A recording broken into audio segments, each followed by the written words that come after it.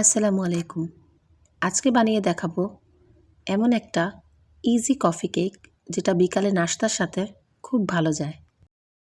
এইখানে আমি সব উপকরণ নিয়ে নিয়েছি। এইবার আমি ডিমটা বিট করে নিচ্ছি। এটা যেহেতু পাউন্ড কেক তাই আলাদা ডিমের কুসুম আর সাদা অংশ বিট করার কোনো প্রয়োজন নেই। একসাথে বিট করা যায়। তো বিট করে আমি এতে তেল দিয়ে দিয়েছি আর দিয়ে দিয়েছিলাম ভ্যানিলা এসেন্স। এবার আমি আটাটা মিক্স করে নিচ্ছি।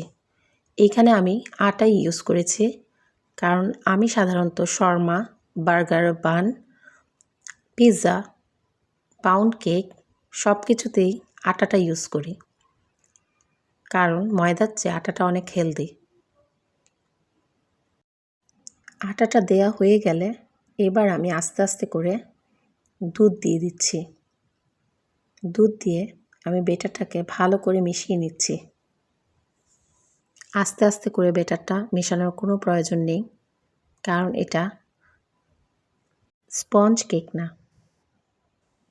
স্পঞ্জ কেকের ক্ষেত্রে আমাদেরকে বেটারটা আস্তে আস্তে করে মেশানো লাগে যেহেতু ফোম নষ্ট না হয়ে যায়। এবার আমি কেকের বেটারটা অর্ধেক উঠিয়ে রেখেছিলাম আর অর্ধেকটাতে কফি মিক্স করে দিয়েছি।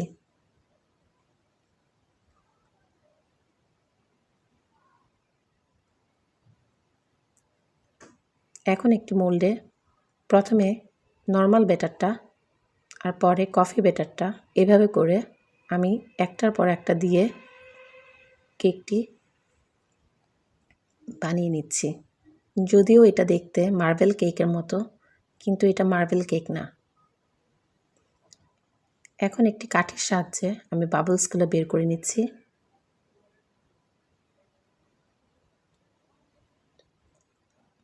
আর উপরে দিয়ে দিচ্ছি চকলেট গানাশ। আপনাদের কাছে চকলেট গানাশ না থাকলে না দিলেও হবে। আমি যেহেতু গতকাল একটি কেক বানিয়েছিলাম তো আমার কাছে চকলেট গানাশটা রয়ে গিয়েছিল যার জন্য আমি এটা ইউজ করছি।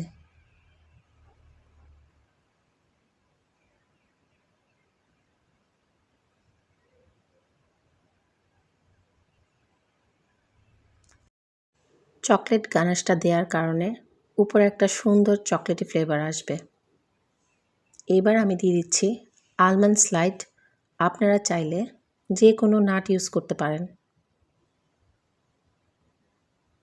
বাদাম ইউজ করার ফলে উপরে একটা সুন্দর ক্রাঞ্চি টেক্সচার আসবে।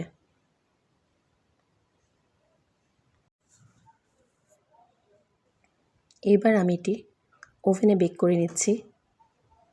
এক একজনের ওভেন এক এক টেম্পারেচার, তো আমার ওভেনে সাধারণত এটা বেক হতে 20 থেকে 25 মিনিট টাইম নেয়। আমার কেকটা হয়ে গিয়েছে। এখন আমি কেকটা বের করে দেখাচ্ছি। এখন আমি টুথপিক দিয়ে দেখে নিব কেকটা হয়েছে কিনা। কেকটা হয়ে গিয়েছে। এরপর আমি একটি কাপড় দিয়ে কেকটা ঢেকে রেখেছি 1 ঘন্টার জন্য। এতে করে কেকটা সফট থাকবে। এখন 1 ঘন্টা পর আমি কেকটা ডিমোল্ড করে নিচ্ছি।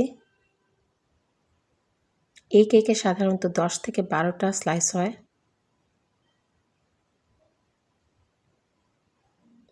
এই যে আমার কেক রেডি। এখন আমি স্লাইস করে নিচ্ছি। দেখুন উপরের নাটগুলো কতটা ক্রাঞ্চি হয়েছে।